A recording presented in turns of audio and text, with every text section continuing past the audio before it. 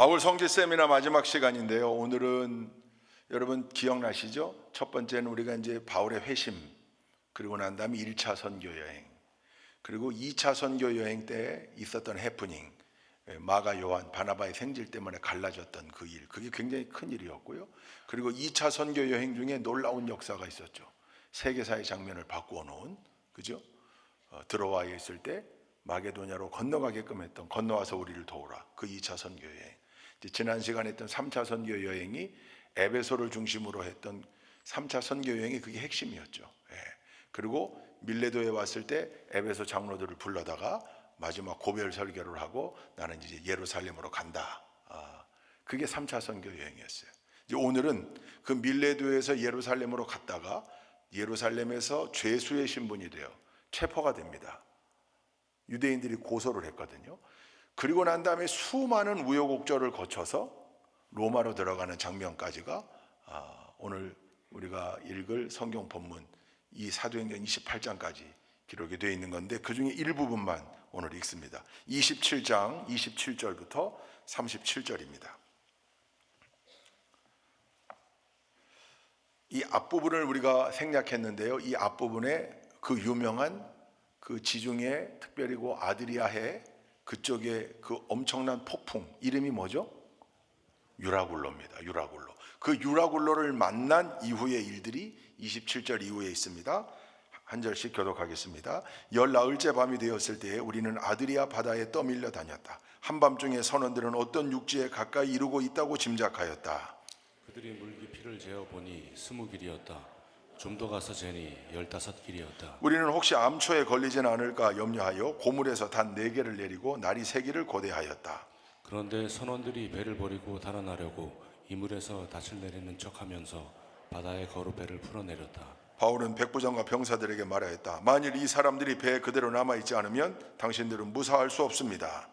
그러자 병사들이 거룻배의 밧줄을 끊어서 거룻배를 떨어뜨렸다. 날이 새어갈 때에 바울은 모든 사람에게 음식을 먹으라고 권하면서 말하였다. 여러분은 오늘까지 10나흘 동안이나 마음을 졸이며 아무것도 먹지 못하고 굶고 지냈습니다. 그래서 나는 여러분들에게 음식을 먹으라고 권합니다. 그래야 여러분은 목숨을 유지할 힘을 얻을 것입니다. 여러분 가운데서 아무도 머리카락 하나라도 잃지 않을 것입니다. 바울은 이렇게 말하고 나서 빵을 들어 모든 사람 앞에서 하나님께 감사를 드리고 떼어서 먹기 시작하였다. 그러자 사람들은 모두 용기를 얻어서 음식을 먹었다. 함께 배 탄 우리의 수는 모두 276명이었다. 아멘. 이제 요 앞에 21장부터 28장까지 이어지는 긴 스토리가 필요한데 그걸 다 볼 시간이 없습니다. 다만 우리는 어느 정도 이 스토리를 알고 있습니다. 예루살렘에서 죄수가 된 바울이 배를 타고 로마로 가는 과정 중에 사실은 바울은 겨울을 지나고 출발하자고 그랬는데 말을 듣질 않았어요. 바울의 말을. 그리고 결국 출발했다가 이 지중해 아드리아해를 중심으로 있는 그 지중해에 때마침 불어오는 엄청난 광풍, 태풍 같은 폭풍이 있습니다. 그 유라굴로입니다. 유라굴로를 만나서 다 죽게 된 겁니다. 10나흘째쯤 되었다고 그랬는데 폭풍을 만난 지 10나흘째, 14일째입니다. 요 앞부분에 보면 짐들 다 집어던지고요. 살려고 발버둥 치지만 살아날 기색이 보이질 않아요. 여러분, 폭풍이 14일 동안 치는 게 이게 거의 없는 일 아닙니까? 웬만하면 지나가잖아요. 한 이틀이면 지나가야죠, 구름이. 근데 계속해서 폭풍이 불어오는 거예요. 그러니까 재수가 없어서 이런 일을 만난 게 아니고 하나님의 설계 아래 276명 가운데에는 로마 군인 장교들이 있었고 군병들이 있었고요. 그리고 선원들이 있었고 죄수들이 있었습니다. 이 사람들 다 합쳐서 몇 명이냐면 276명이었습니다. 바울을 빼면 275명입니다. 다 죽게 생겼습니다. 근데 이 앞부분에 보면 하나님 바울의 꿈에 나타납니다. 네가 황제 앞에 서야 될 거 아니냐. 로마 황제 앞에 서야 될 거 아니냐. 아무도 상하지 아니하리라. 말씀을 주세요. 그래서 사도 바울이 이 사람들에게 지금 이제 거룻배마저 끊어버리고, 그러니까 비상 탈출할 수 있는 배마저 없어지고, 왜냐하면 군병들 입장에, 로마군의 입장에서 죄수를 놓치면 사형이에요. 목숨 걸고 지켜야 되니까 혹시라도 도망갈 수 있는 일말의 가능성을 잘라버린 거예요. 그러니 희망마저 없어졌어요. 다 죽을 것 같아요. 그런데 바울이 그때 서서 뭐라고 그랬냐면 염려하지 마십시오. 안 죽습니다. 한 사람도 안 죽습니다. 하나님이 내게 그렇게 말씀하셨습니다. 할렐루야. 그리고 용기를 내어 빵을 먹게끔 했다. 그 인원이 보니까 모두 276명이었다. 우리가 이번에 성지순례 로마로 이제 거꾸로 들어갔잖아요. 바울이 순교했던 로마로 들어가서 바울의 실질적인 첫 선교지인 비시디아 안디옥의 첫 설교 현장까지 쭉 거꾸로 갔거든요. 로마로, 이태리 로마로 들어가서 배를 타고 그리스로 가가지고 파트라항에 내려서 고린도, 아테네, 데살로니가 쭉 올라가가지고 네아폴리, 빌립보, 네아폴리, 그리고 터키로 들어가서 드로아부터 쭉 에서보드, 사빌라, 서초대교 7교회를 돌아서 비시디 안디옥까지 간 거거든요. 거꾸로 갔어요.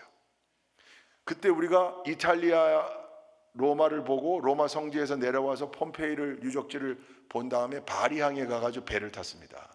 거기서 저녁에 배를 타고 그 다음날 오후에 고리 아테네에 도착하는 거예요. 배 선실에서 다 자고, 거기서 뭐 저녁 먹고 아침 먹고 그러면서, 그때 우리가 아침 먹은 다음에 다 배 가판 위로 올라갔습니다. 데리고 올라갔습니다. 제가 성도님들을.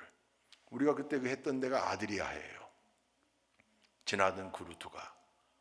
지도를 보면 바울의 일행이 저 밑에 지중해 밑에 크레타 섬에서부터 위로 올라오면서 이제 아드리아해를 다 헤매고 다니는데 그 지점이 정확히 어디인지 좌표로 찍을 수는 없습니다. 성경에 기록이 없으니까. 근데 성서학자들의 그 연구에 의해서 보면 그리고 아드리아해라고 나오거든요. 우리가 거기를 지날 때 아침에 잠깐 예배를 드렸습니다. 그리고 제가 우리 단원들에게 권면했습니다. 우리 사람을 살리는 일 합시다. 바울 덕분에 이 사람들 살았습니다. 바울 덕분에 이 사람들이 살았습니다. 바울 덕분에 하나님 이 사람들을 전부 살려줬습니다. 나 때문에 275명이 살아나는 역사가 있기를 주님의 이름으로 축원합니다. 그때 우리가 유라굴로의 현장인 아드리아에서 그렇게 예배했다니까요. 그리고 여기 성지순례 단원들은 다 그렇게 다짐했습니다. 그래서 12월 17일 태신자 집회 때 1인당 275명씩 데리고 올 겁니다.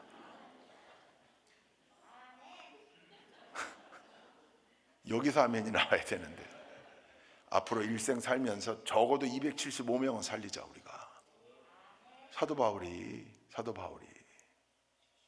여러분, 지난주에도 그런 말씀을 잠깐 나누었지만 늘 두려움에 사로잡히게 하고 더 큰 근심과 걱정의 구렁텅이로 몰아넣는 사람들이 있는가 하면 큰일 났다, 너 죽었다, 너 끝났다, 살아날 길이 없다, 다 끝났다 이제, 이러는 사람이 있는가 하면 요만큼 희망이 보여도 여망이 있다, 구원의 여망이 있다, 가능하다, 끝날 때까지 끝난 게 아니야.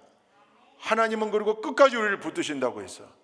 체념하지 마, 포기하지 마, 붙잡아. 할렐루야. 그게 이 바울 정신이에요. 그리고 하나님의 사람들이 해야 될 일이에요. 그래서 자꾸 우리 주변에 사람들이 살아나야 되는 거예요. 그래서 여러분, 특별히 내가 뭔가 전도를 안 했어도 여러분 삶의 자리에서 만나는 세상 사람들이 난 이상하게 당신만 만나면 기분이 좋아, 난 이상하게 당신 옆에 이렇게 만나고 난 다음부터 내가 좋은 기운을 받는 것 같아, 이런 얘기들 하는 분들이 있잖아요. 좋은 기운. 여러분, 그 기운을 만들어내신 분도 누구예요? 하나님 창조하신 거예요. 에너지가 있는 거잖아요. 그 좋은 생기를 불어넣어서 우리를 만드셨는데, 하나님이 흙으로 만든 인간의 생기를 불어넣어 우리가 된 건데, 그러면 우리 안엔 생기의 DNA가 있는 거예요. 단순히 살아있는 DNA, 살아있다로 만족하는 DNA 말고 살리는 DNA, 살리는. 그러니까 우리 주변 사람들이 나로 인하여 살아나야 될 줄로 믿습니다. 그 역할을 우리가 해야 돼요. 그 중요한 말씀이 여기 있는 겁니다. 이게 로마로 가는 길 중에 겪은 일이고, 결국은 멜리데 섬 페루에서 올라갔다가 로마까지 안전하게 갑니다. 말씀 그대로 단 한 사람도 죽지 않았습니다. 로마 군병도 다 살았고, 선원도 다 살았고, 죄수들도 다 살았습니다. 그리고 바울은 로마에 도착하는 거죠. 자, 그러면 여기 가기까지 21장부터 나오거든요. 21장에 보면 3차 선교 여행의 마지막이 나옵니다. 밀레도에서 에베소 장로들 불러다가 고별 설교하고 예루살렘으로 갑니다. 근데 예루살렘에 가니까 이제 예루살렘 교회 왔습니다. 여러분, 예루살렘 교회는 당시 초대교회 모교회 중에 모교회, 제일 으뜸 가는 교회. 당시 흩어진 유대인 기독교인들과 헬라인 기독교인들이 각각의 곳곳에 교회를 막 만들어 놓고 있을 때에도 늘 어디를 바라봤냐면 예루살렘을 바라봤습니다. 그래서 예루살렘 교회가 초대교회 중에 초대교회, 가장 먼저 최초의 교회. 그리고 거기 수장이 두 사람이었습니다. 한 사람은 수제자였던 베드로, 한 사람은 예수님의 아우 야고보입니다. 신약 성경 야고보서를 쓴 야고보가 세베대의 아들 야고보가 아니고 알페오의 아들 야고보가 아니고, 즉 예수님의 12제자 중에 2명의 야고보가 있었는데 그 야고보가 아니고 예수님의 동생 야고보가 쓴 겁니다. 그러니까 예수님의 동생이니까 여러분 얼마나 이니셔티브가 있었겠어요. 이 주도권에. 물론 베드로를 존중하면서 베드로 사도와 함께 그 일을 감당했지만 이 동생 야고보가 이 예루살렘 총회 15장에 나오는 예루살렘 총회의 모습을 보면 마지막 최종 정리를 야고보가 합니다. 야고보가 굉장한 영향력을 발휘했던 걸 알 수 있어요. 그때 바울이 야고보 사도를 가서 인사합니다. 이렇게 3번 선교 여행을 통해서 얻었던 선교 보고를 하는 거죠. 여러분 우리가 그 앞에 20장에서 읽었는데 왜 사도 바울이 밀레도에서 에베소를 직접 가지 않고 에베소 장로들을 밀레도로 오라고 해가지고 고별 설교했는가? 거기 보면 뭐라고 나오냐면 최선을 다해서 빨리 예루살렘에 가고자 했다. 한번 읽어보시죠. 20장 16절 한번 읽어봅시다. 시작. 이런 행로를 취한 것은 바울이 아시아에서 시간을 허비하지 않으려고 에베소에 들르지 않기로 작정하였기 때문이다. 그는 할 수 있는 대로 오순절까지는 예루살렘에 도착하려고 서둘렀던 것이다. 오순절이 다가오고 있었거든요. 그래서 오순절까지는 예루살렘에 도착해야 되겠다고 마음을 먹고 있었던 거예요. 왜일까요? 왜일까요? 여러분 사도 바울의 머릿속에 가장 핵심적으로 박혀있는 키워드라고 하면 전도겠죠. 그죠? 때를 얻든지 못 얻든지 늘 전도에 힘써, 사람 살리는 데 힘써라. 오직 그거 가지고 선교사로 일평생 살았던 사람이에요. 오순절에 예루살렘에 제일 많이 모입니다. 절기라. 그래서 예루살렘에 많이 모이는 그 사람들에게도 복음을 전하기 용이하게, 그리고 이 오순절에 모이는 사람들을 위해서 예루살렘 교회가 해야 될 일이 있을 텐데 당시 기근을 만나서 예루살렘 교회가 어려웠어요. 그래서 예루살렘 교회를 위한 연보를 가지고 갑니다. 돕습니다. 자, 이 사도 바울이 예루살렘 교회 가서 야고보를 만난 거예요. 근데 야고보가 그렇게 얘기해요. 걱정스럽게 야고보가 조언해요. 뭐라고 조언하냐면 지금 소문이 났는데 당신이 기독교 예수를 만나기만 하면 유대인이지만 할례도 필요 없고 뭐도 다 필요 없고, 사실은 그게 복음인데 유대인 기독교인들에게도 그게 좀 서운함이 됐고, 유대인 기독교인들은 기독교인이라 문제가 없는데 유대교 신자들, 유대인들, 얼마 전까지만 해도 사도 바울과 함께 살았던, 사울과 함께 살았던 그 유대인들이 어떻게 해서든 이 사울을 공격하기 위해 기다리고 있으니 이런 오해를 좀 풀기 위해서, 그 율법을 업수히 여기지 않는다는 걸 좀 오해를 풀기 위해서 조언을 합니다. 뭐라고 조언을 하냐면 결례를 행할, 정결 예식을 행할 사람들이 좀 준비되어 있는데 같이 좀 해라, 바울이. 그래서 사울이 이 야고보의 초대교회 수장이었던, 예루살렘 교회 수장이었던 야고보의 조언을 받아들여, 충고죠. 자기를 위한 충고니까 아멘하고 그걸 받아들여서 결례를 행했습니다. 그럼에도 불구하고 예루살렘에 소동이 일어나 사도 바울이 붙잡힙니다. 왜? 드로비모라고 하는 이방인이 있었는데 이제 헛소문이 퍼지기 시작한, 이게 이제 가짜 뉴스입니다. 가짜 뉴스. 어떻게? 바울이 데리고 온 저 헬라인 드로비모를, 바울이 성전에 들어온 걸 보고 헬라인 드로비모까지 성전에 데리고 들어왔다. 유대인들만 들어갈 수 있는 구역에 이방인을 데리고 들어왔다라고 하는 가짜 뉴스, 거짓 정보를 퍼뜨립니다. 그래서 그 죄목으로 바울을 붙잡아 고소한 거예요. 여러분, 가짜 뉴스 누가 만들어낼까요? 가짜 뉴스. 이 특별한 사람들이 특별하게 만들어내는 경우는 있는 것 같아요. 특히 우리가 알지 못하는 저런 세계에 보면 그렇게 공작을 하는 사람들이 있을 거예요. 분명히 있을 거예요. 근데 그건 큰 국가 단위의 일일 테고 또는 정치 집단 단위의 일일 테고, 그냥 우리 일상생활 속에서 가짜 뉴스는 누가 만들어낼까요? 여러분, 특별한 사람들이 만들어내는 거 아니에요. 우리가 각자 별 신경 안 쓰고 그냥 무심코 툭툭 뱉어내는 말들이 결국은 그게 가짜 뉴스가 돼요. 내가 오늘 또 생각나네. 우리 성지순례단 이렇게 와서 오늘 특송했는데 나 깜짝 놀랐어요. 성지순례 갔다 온 다음에 목사님 성지순례에서 뭐 큰 사고가 있었다면서요? 없었는데? 아니 그래서 이창호 장로님, 방성남 권사님 같이 갔다가 중간에 상처 입고 돌아온 거 아니에요? 뭔 소리야? 같이 가지도 않았는데. 그 소리 처음 들어요? 처음 들으시면 다행이에요. 아니 이창호 장로님 어디 계세요? 저기 계시죠? 제가 그래서 장로님 혹시 들어보셨어요? 그랬더니 못 들어보셨대. 다행이네. 근데 그쪽엔 그랬대요. 그렇게 퍼졌대요. 그래서 이창호 장로님이 그렇게 성지순례까지 갔다가 중간에 되돌아와서 마음의 상처를 크게 입고 요즘 충성 소리가 잘 안 들린다고 교회에서. 야, 그럴듯하잖아요. 그럴듯하잖아요. 그리고 맨날 앞자리에 앉으셨는데 뒷자리에 앉고 그런다고. 야, 도대체 누가 이렇게 각색하는 거예요? 에? 누가 이렇게? 우리 이창호 장로님, 반상남 권사님은 성지순례 단원이 아니셨어요. 근데 그랬대요. 그러니까 아주 그냥 무심코 그냥 아유 누가 그런 헛소리를 해 이렇게 지나갈 수도 있지만 곰곰이 생각해 보면 끊임없이 그런 얘기를 그냥 쉽게 자기 망상 속에 상상 속에 얘기를 하면 안 돼요. 그냥 자꾸 그러니까 뭐 여러 가짜 뉴스 제가 지금까지 우리 교회에서 돌아다니는데 가짜 뉴스 제가 여러 개 제시할 수 있어요.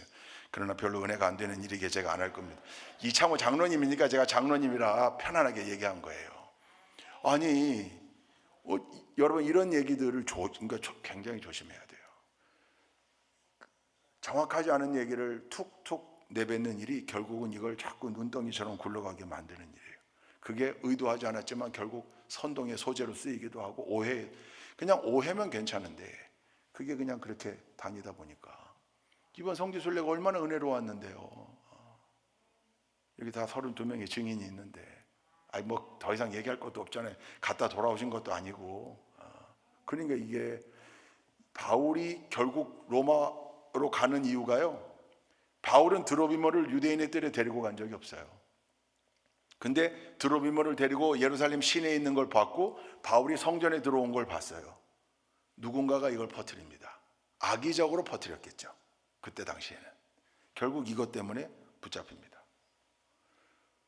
그때 천부장, 그때 바울 예루살렘의 치안을 담당했던 천부장이 글라우디오 루시아라는 천부장인데 이 천부장은 굉장히 지혜로웠던 사람이에요. 그래서 이제 붙잡혀가지고 바울이 그 성체로 올라갈 때 22장에 보면 바울이 유명한 층대 변론이라고 나와요. 그 층층대 계단 위에서 천부장에게 내가 좀 얘기할 기회를 다오 나에게. 천부장이 기회를 줍니다. 그래서 그 22장에 보면 바울이 그 층대 위에서 변론, 그게 설교예요 사실은. 그게 22장에 있어요.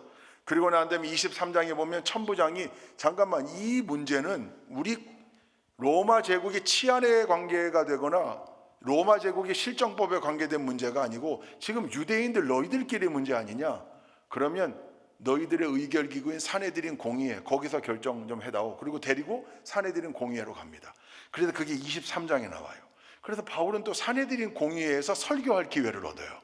그러니까 여러분 설교와 복음 전파의 관점에서 보면 예루살렘에 일찍 온 사도 바울이 거짓 누명을 쓰고 붙잡히긴 했지만 그 수많은 사람들이 모인 예루살렘에서 그 유대인들이 다 듣도록 복음을 전했고 다시 사내들인 공의회 유대교의 지도자들을 앞에서 또 복음을 전해요.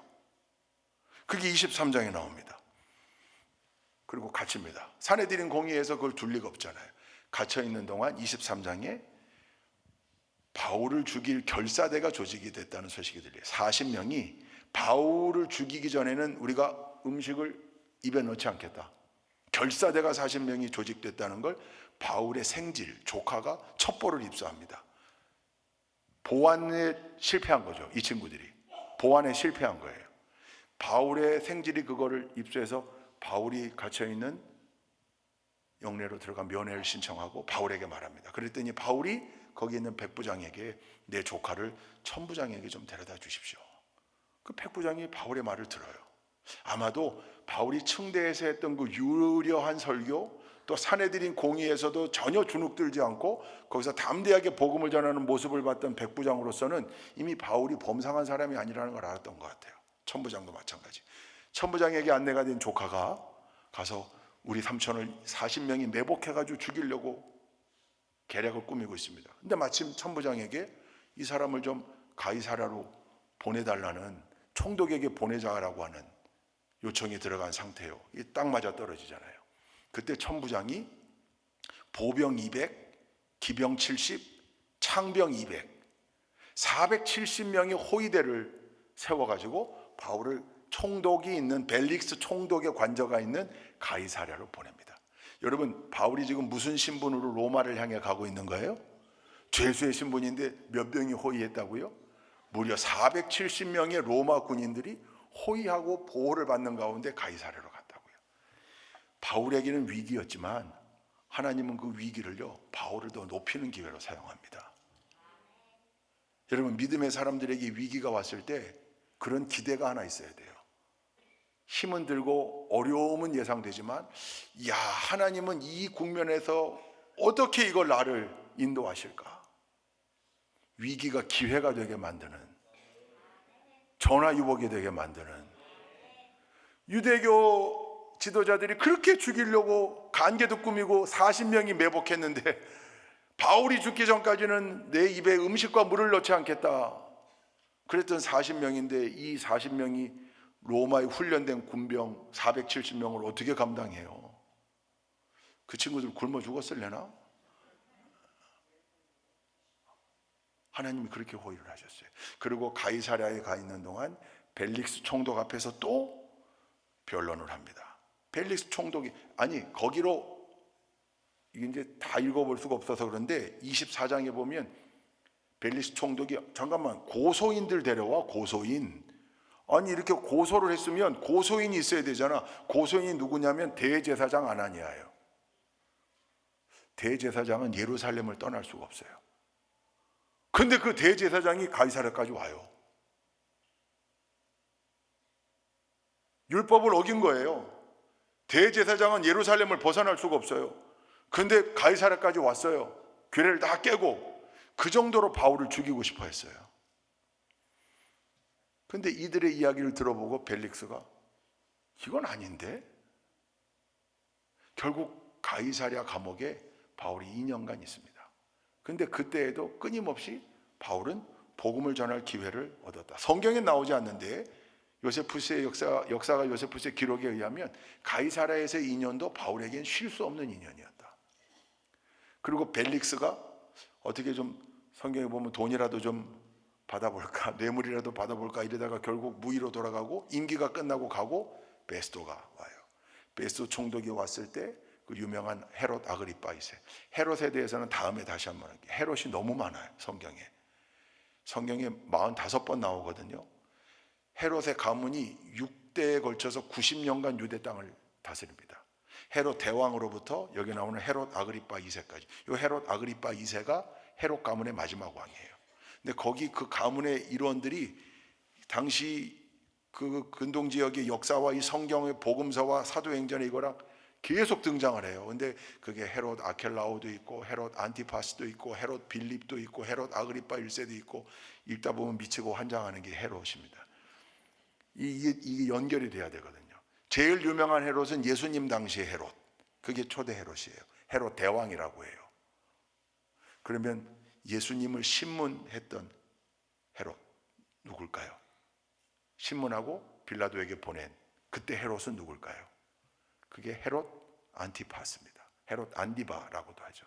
그 헤롯이, 예수님을 신문했던 헤롯이 세례 요한도 죽인 헤롯이에요. 근데 이 가족 관계에 대해서는 다음에 다시 자세하게 이야기할 기회를 한번 가지면 좋겠습니다. 아무튼 오늘 여기 사도행전에 나오는 베스도 총독 때 헤롯 아그리파 2세와 베니게가 와, 거기 둘이 남매지간인데 부부로 살아요. 그 베니게는 그게 4번째 결혼이었나 그랬을 거예요. 4번째 남편이었을 거예요. 아주 우여곡절이 많은 여인인데 헤롯 가문의 일원이에요. 그 둘이 왔다가 베스도가 저 유대인이 이렇게 잡혀왔는데 한번 들어보라고 그래서 이 베스도에게도 바울이 복음을 전하고요. 헤롯 아그리파 2세에게도 복음을 전해. 그때 말했던 헤롯 아그리파 2세의 유명한 반응, 바울아, 네가 미쳤구나. 정답. 바울은 복음에 미친 자, 바울은 예수에 미친 자. 물론 아그리파는 그런 의미로 말한 건 아니지만 바울은 진짜 복음과 예수에 미쳤던 자죠. 그러니까 때만 얻으면 복음을 전하는 거예요. 그게 왕이든 총독이든 사내들인 공의회 의원들이든 유대인들이든 가리지 않고 복음을 전했어요. 그러다가 거기서 결국은 사도 바울이 베스도에게 나 로마 시민권자인데 로마 황제에게 재판받겠다. 그렇게 상고를 하는 바람에 죄수의 신분으로 배를 타고 로마로 가게 되는 거예요. 그 배를 타고 로마로 가다가 만난 유라굴로 장면을 우리가 오늘 읽은 겁니다. 여러분, 바울이 그렇게 로마 황제를 만나기 위해 갔고, 그게 이제 지난주 설교했던 2년 동안 가택연금 상태로 있다가 그때 1차 감옥, 그래서 옥중서신 4권을 썼고 풀려나가지고 한 2년 정도 자유의 몸으로 다니면서 복음 전하면서 디모데전서, 디도서를 썼고, 다시 네로 황제가 다 기독교인들 체포하라고 그래서 대박해 때 붙들려 가가지고 마머틴 감옥이라고 아주 극악한 감옥에 갇혀서 고생하면서 디모데 후서를 최후로 썼고, 그리고 결국은 참수형을 당하기 위해 성문 밖에 지금의 참수터, 천국의 계단교회가 세워져 있는 그곳 감옥에 임시로 잠깐 머물러 있다가 참수형을 당했습니다. 그게 로마입니다. 그러니까 여러분, 오늘 이 로마행 지도를 한번 열어봐 주시죠. 지도를 안 봤군요. 이게 이제 로마 앞송, 여기 4차라고 붙어 있는 건 1차 전도 여행, 2차 전도 여행, 3차 전도 여행, 그리고 로마 앞송이라 저기다 4차를 붙여놓은 것 뿐이고요. 저렇게 루트를 통해서 이제 뭐 앞쪽은 안 보셔도 돼요. 성경에 다 저런 지명이 나와 있는데 여기 지금 천둥 번개를 동반한 비 모양이 보이죠. 예, 거기에 큰 게 있고 작은 게 3개가 있어요. 14일 동안 저렇게 표류했을 거다. 저 이태리 반도와 이쪽 마케도니아 그리스와의 저 사이가 아드리아해입니다. 우리가 이탈리아 남부 쪽에 바리 항에서 배를 타고 저 고린도라고 표시되어 있는 저 안쪽 만으로 들어가 있는 파트라 항에 내렸거든요. 가면서 우리가 그 유라굴로의 해역인 아드리아해를 지나갔던 거죠. 이게 로마로 호송되었던 길이고, 결국 바울은 하나님께서 예비하시고 계획하셨던 대로 로마 황제에게 판결을 받고 결국 순교당합니다. 왜 하나님은 바울을 더 쓰시지 않으셨을까? 바울이 해야 될 일이 정말 더 많았을 텐데 왜 1차, 2차, 3차로 선교여행을 끝내놓고 4차는 복음 전하러, 아니 죄수의 신분으로 가는 중에도 복음을 전하게 하셨고, 근데 이걸 좀 더 길게 하셨으면 훨씬 더 많은 복음의 열매들이 있었을 텐데 왜 일찍 데려가셨을까? 혹시 아시는 분 있으면 저에게 연락을 해 주시기 바랍니다. 저도 몰라요. 근데 하나님의 절대 주권. 나중에 이제 천국 가면 우리가 물어볼 게 참 많잖아요. 그죠? 성경에 안 풀리는 난해구들도 많고 하나님께 물어볼 게 많아요. 다만 하나님의 계획이 거기까지였던 거죠. 인간적 관점에서 보면 아니 그렇게 열심히 노력했던 바울이 이 땅에서 더 부귀영화를 누리고 살아야 되는 거 아니야? 그건 인본주의적 생각이고요. 아니 그렇게 복음을 전했는데 참수를 당했다고? 너무 끔찍하잖아. 아니요. 이 땅에서의 삶이 영원하지 않아요. 물론 이 땅에서 하나님이 허락하신 삶을 누리다가 잠자는 듯 하나님 부름받아 가는 건 너무 큰 축복이죠. 근데 그 축복보다 더 큰 축복이 순교 아닙니까? 요즘은 하도 이 땅에서의 성공과 부귀영화를 누리다 보니까 순교가 영광스러운 죽음이라는 사실조차도 잘 언급하지 않아요. 근데 순교가 가장 큰 영광스러운 죽음이잖아요. 근데 다만 우리는 지금 이 세대에 너무 녹아들다 보니까 사실은 그냥 오래 사는 것? 아니요. 오래 사는 것도 축복이고 짧게 사는 것도 축복이고요. 하나님께서 어떤 모양으로든 불러가시는데 우리의 생각으로 그걸 다 이해하거나 알 길이 없고요. 그러나 절대적으로 신뢰하는 건 그 하나님이 살아 역사하시고 나를 사랑하신다는 것.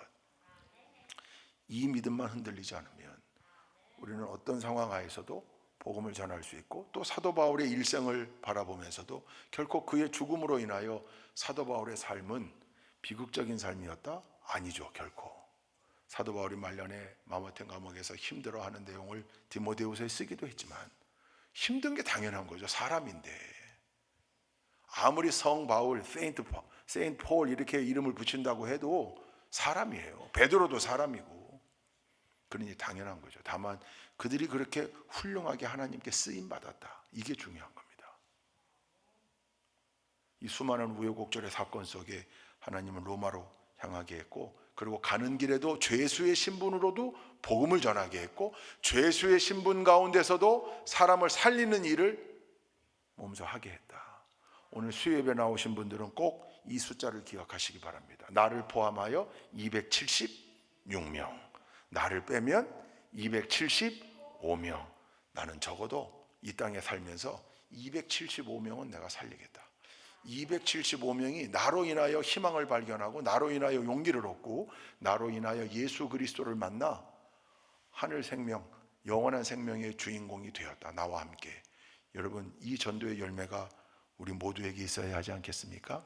우리 좋은 교회 모든 동역자들이 이 일에 증인들 되시고 주인공들 되실 수 있기를 주님의 이름으로 축원드립니다. 우리 마지막으로 성경 두 곳을 읽을 텐데요, 이게 사도 바울의 삶의 핵심 구절일 것 같습니다. 핵심 고백이기도 하고. 사도행전 2장 24절, 사도행전 20장 24절입니다. 사도행전 20장 24절. 요게 지금 누구에게 하는 말일까요? 20장입니다. 20장. 밀레도입니다. 밀레도.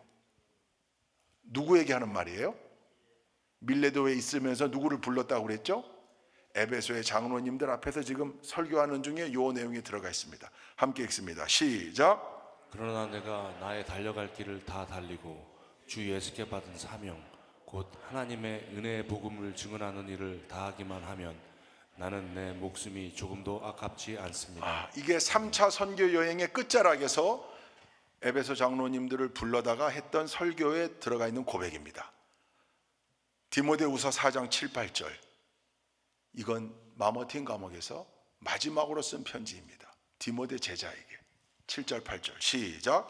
나는 선한 싸움을 다 싸우고 달려갈 길을 마치고 믿음을 지켰습니다. 이제는 나를 위하여 의의 면류관이 마련되어 있으므로 의로운 재판장이신 주님께서 그날에 그것을 나에게 주실 것이며 나에게만이 아니라 주님께서 나타나시기를 사모하는 모든 사람에게도 주실 것입니다. 아멘.